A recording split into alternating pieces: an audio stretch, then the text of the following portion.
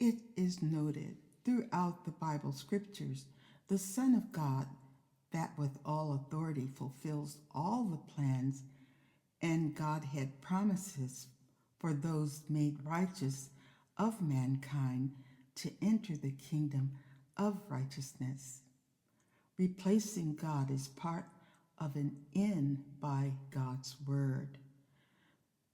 The word of God, which testifies of the life and the work of Christ Jesus, allows believers to know the purpose of the scriptures in the Bible.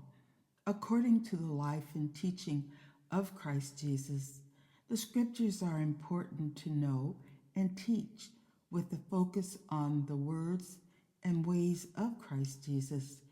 By truth, the main purpose of the gospel. Luke 24:45.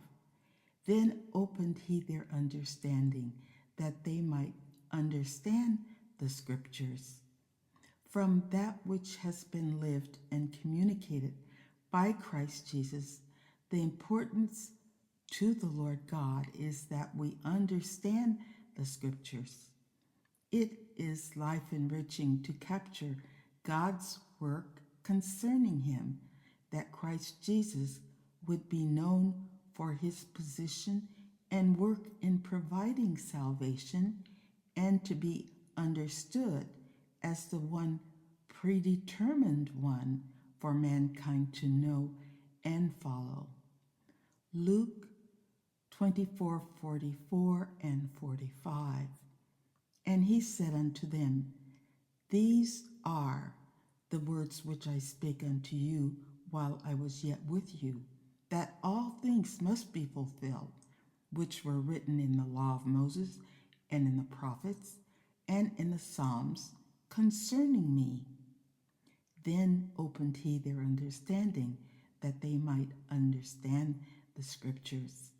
Luke 24:46. And said unto them, Thus it is written, and thus it behoved Christ to suffer and to rise from the dead the third day. Luke 24:47. And that repentance and remission of sins should be preached in his name among all nations, beginning at Jerusalem. We learn Christ's purpose for all believers is to be led with knowledge, to observe the gospel, to make disciples that would observe the gospel, to make other disciples. To be known is that Satan never stops his works. The important thing to keep in mind is that the devil's main interest is to simply take the position and place of the Lord God by the work of deceived mankind. 1 Timothy 5:21.